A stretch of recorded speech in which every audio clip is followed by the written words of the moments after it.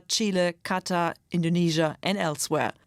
More than 3,500 units are used worldwide by some 19 nations. Over time, the tank was upgraded and adjusted for use in specific environments. So several different versions have emerged, and not all of them are still up to date.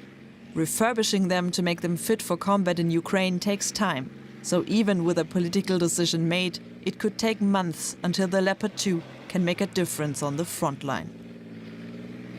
Let's bring in political correspondent Thomas Sparrow as we await Chancellor Olaf Scholz's statement in the Parliament on the decision to supply tanks to Ukraine. Thomas, it's a big decision, isn't it? It's absolutely a big decision. Now we're actually waiting to hear the details from Olaf Scholz. What we know so far is that Germany is going to supply around 14 of those tanks initially, and the key word here is initially. And Thomas, I'm sorry, I'm going to have to interrupt you. The German Chancellor is speaking. Let's have a listen.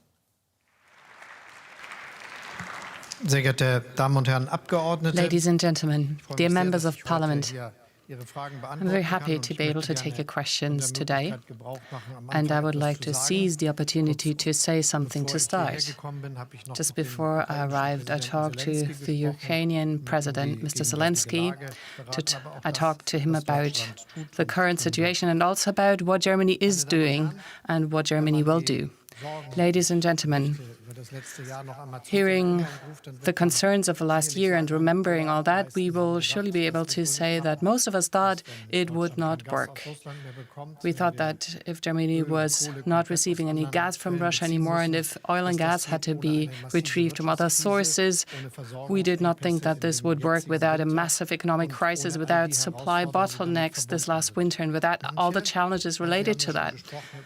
Some spoke about a time that we would pass in anger, an autumn, a winter time in anger and fury that we would have to deal with in this country. But the truth is, none of this happened. We're sitting here, it's warm and cozy.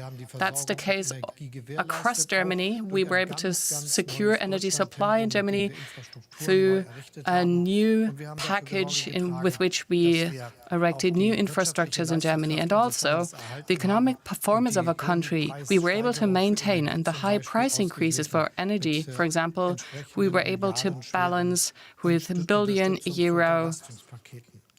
relief packages.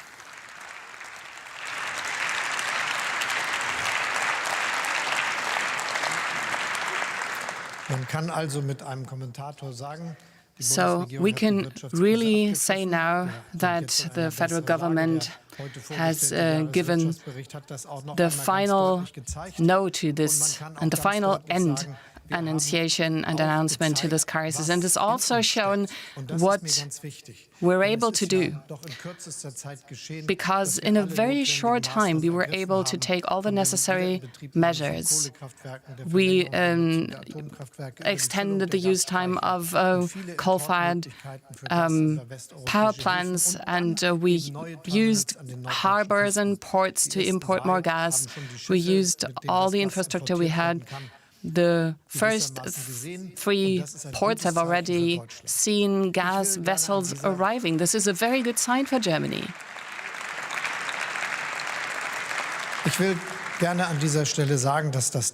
And I would like to say at this point that the speed that we've been able to gather must be a momentum marking what we do in the whole country. We need to keep up the speed.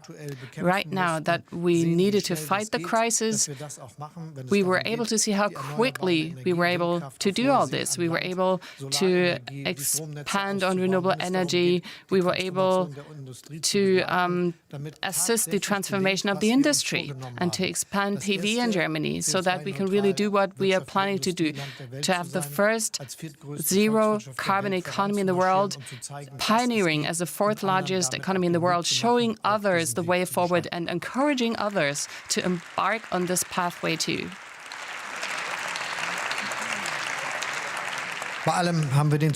So with all that, we never forgot about cohesion, we never forgot about the respect vis-à-vis our citizens with everything we've been able to offer.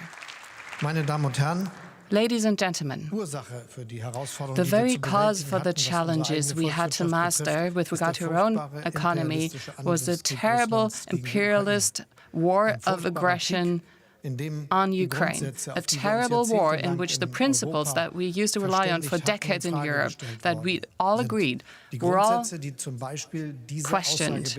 The principle that had contained the following statement: never may borders be shifted through violence. That is what Russia has now stopped adhering to, and that is the change of an era that we talked about here at the Bundestag. And that is why it is correct to proceed in close agreement with our international partners as we support Ukraine, in financial terms, with humanitarian means, but also with our weapons deliveries. We did this changing what used to be our practice in our current state. In Germany, we had to break a rule, and now we are supplying most weapons together with Great Britain, for example. And if we sum up what we've decided to deliver so far, then we can say Germany will always be pioneering support for Ukraine. We are the country that has been doing just that with a lot of energy and to a great extent.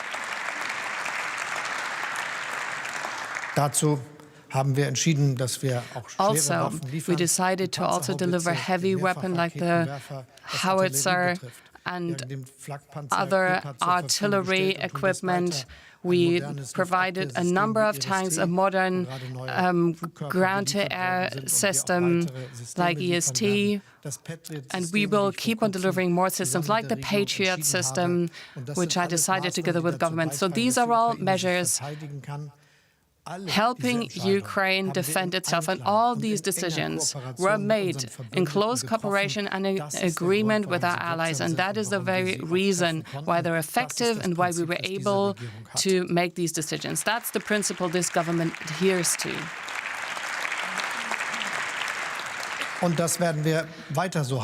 we will keep on doing this, just as recently showed together with the US when we decided to deliver a Marder infantry combat vehicle, and when the US provided their vehicle at the same time. We proved also in a coordination with France that we are doing nothing alone. It's not far away from Berlin that a war on a big country is taking place.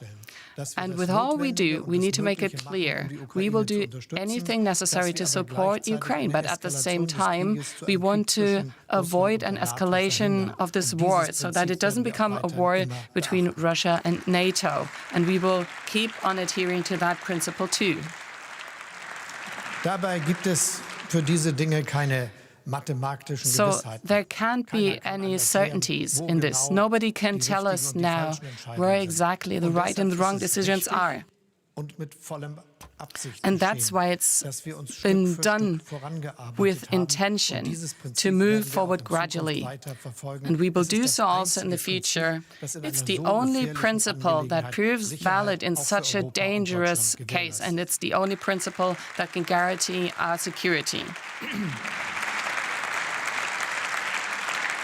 That also holds true for the latest decision the federal government has made. We will also provide combat tanks to Ukraine, Leopard Type 2. This is the result of the coordination with our international partners, and I need to explicitly say it was right and it keeps on being right to not have been pushed forward, but to have waited for international cooperation to take place.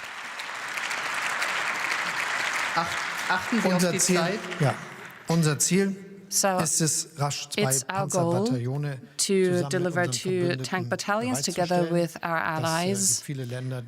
There are a number of countries who would like to join in on the deliveries. We will do this in a coordinated approach and to involve them also so that it becomes possible. Germany will provide Leopard 2A6 battle tanks from the stocks of our German armed forces. And if we do that, We will also provide training, logistics, ammunition, and maintenance of these systems. And we will also enable our partner countries to deliver their tanks too. Ladies and gentlemen, this is the right principle to follow. We're talking about very efficient weapon system here, and it is correct to never go it alone, but to always provide these weapons in close agreement with our partners. And let me conclude, in this country there are many people who worry, also vis-à-vis such a decision and also vis-à-vis the dimensional magnitude that sending such a weapon means. And this is why I would like to tell you at this point, please do trust me, trust the federal government. As we act in international close agreement, we will make sure that this support becomes possible without our country running into risks. And this is the reason why we're doing it this way, and we will keep on doing just that.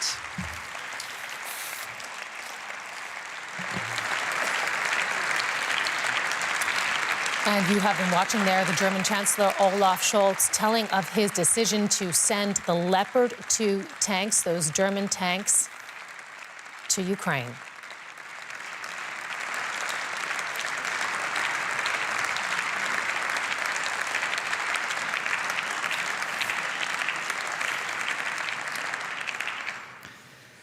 Vielen Dank für die einleitenden Worte. Und Herr Bundeskanzler, wenn Sie mich beim you, nächsten Mal als Chancellor. sitzungsleitende Präsidentin And auch Mr. begrüßen, Chancellor, wäre ich if sehr dankbar. the next time you could greet me too, as the chairperson of the session, I'd be most happy. Wir Thank you, I beginnen will. jetzt mit der Befragung des Bundeskanzlers. We will Und start das Wort with a hat question zuerst time. aus der I now give the floor CDU-CSU-Fraktion Jürgen to CDU-CSU Parliamentary Group. Jürgen Hart, you have the floor. Frau Präsidentin, Herr Bundeskanzler!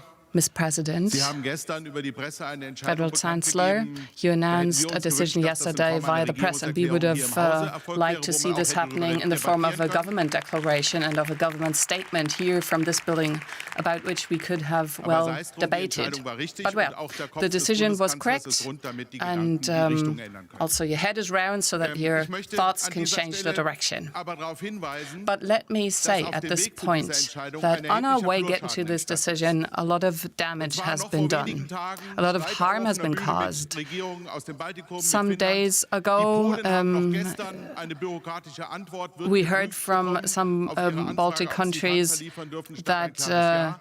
Der there was französische not a Präsident clear Macron yes hat to in Poland's der Rede in der request to Sorbonne, send their wo tanks, Sie beide and ja gesprochen the haben, French president gesagt, man wird nicht nur an said den Entscheidungen at gemessen, the die man Sorbonne trifft, University sondern auch that an denen, die man one nicht wasn't trifft. just held against the Das ist decisions ein one takes, but erheblicher also against the politischer decision Flurschaden, one der für Deutschland entstanden decisions ist. one Wer doesn't trägt take. dafür So die that's Verantwortung? an enormous damage that's been caused. Who will take the responsibility for that? Thank you very much for this question, and also thanks for giving me the opportunity to give you more explanations about the topic. I do not agree at all. Apart from the fact that we just took the decision today and announced it immediately, and immediately afterwards I'm now seizing the first chance there is to comment the decision here before the Bundestag, and I think this is correct. Aber ich will Ihnen sehr klar sagen, But I will wenn wir Ihren clearly Ratschlägen say to folgen you, würden, wäre das eine if Gefahr we für die followed Sicherheit Deutschlands. your advice, then that'd be a danger for Germany's security. Viele Bürgerinnen und Bürger fürchten Many sich davor, citizens dass in this der Weise country regiert wird, wie are Sie vorschlagen. afraid to proceed in government the way you are Es proposing. wäre ein Fehler. It would be wrong, a most terrible mistake, to go it alone in this question, to do this alone. It is necessary to do everything in a close agreement with the others, and it is clear that it's not going to be the next press statement to deliver. That's not going to be the calendar according to which we align our announcements, but we proceed in close coordination with our friends and allies. This way we have to proceed if we want to guarantee peace and security in Europe and if we want to help Ukraine.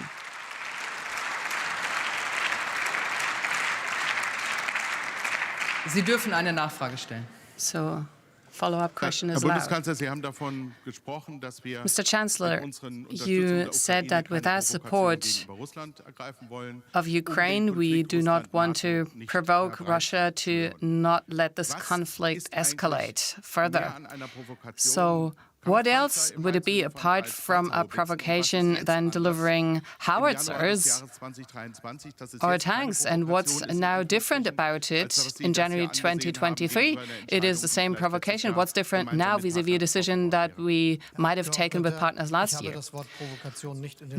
Dear Member of Parliament, I did not speak of a provocation. If there is a provocation at all, then it is on the part of the Russian government, because they're attacking Ukraine to get hold of their territory. Aber das will ich ganz klar sagen. Was But ist der I Unterschied? will tell you quite clearly where the difference is. If someone really believes right now that it would be right to not proceed in a gradual approach, and that it would be wrong to not find out what's right, and to not wait for this agreement, to not do one step after the other, then that would not be good for peace and security in Europe. And that's why I am saying we didn't just do it alone, but we did it in a close coordination and agreement with our friends and allies, and we will do it like this all the time, in future as well. Eine weitere Nachfrage aus der CDU. There's another follow-up question from CDU-CSU Parliamentary Group, Mr. Hahn. Thank you, Ms. President. Dear colleagues, Mr. Chancellor, almost a year ago, you proclaimed the change of an era here, and you announced to support Bundeswehr with 100 billion euros and with a permanent budget of 2%. Out of the 100 billion euros, no money has been sent, and the billions are melting away in the hot sunlight of inflation. And the money you promised have not been calculated for in the current budget. And you also said that Germany would be taking the lead and that we would become the strongest armed forces in Europe. But how do you want to keep this promise? How are you planning to recover the material that we're now handing over as soon as you can? Thank you very much for this question. And first of all, it is true, immediately after the war started, I made this promise. The corresponding law makes a clear statement on an average 2% of Germany's economic power and output is supposed to be spent on defense spending, and this will be my commitment, not just now, but also later on. And the 100 billion euros special budget gives us the guide rail for that, without letting others deter us from making the right decisions. We now need the right decisions for the right systems. Some decisions have been taken on the F-35, on nuclear participation, also on the transport helicopter. And some decisions are imminent and still pending. We're talking about long-term contracts with production. They may take years, and we're also talking about ammunition and spare parts supplies. So all the errors that were made in the last decades need to be abolished. And also the errors made by the CDU-CSU colleagues, not just abolishing the duty of military service, but also the savings program, which was the biggest in history for our armed forces. And part of all this is also correcting all these mistakes. No long-term contracts that were there. That was a mistake. No spare parts supplies, no ongoing production, no sufficient ammunition supplies that will be produced all the time. So correcting these mistakes, together with the Defense Ministry and with the Federal Armed Forces, that's what we will do. Federal Chancellor. You have been watching the German Chancellor Olaf Scholz informing the German Parliament of the green lighting of delivery of German-made Leopard 2 tanks to Ukraine following a lengthy consultation process. We heard the German Chancellor emphasize that this decision was made in cooperation with partners in order to support Ukraine. He mentioned the delivery of systems, that it was a decision very much in close cooperation of the Leopard 2 delivery systems. And he said that it was the right decision.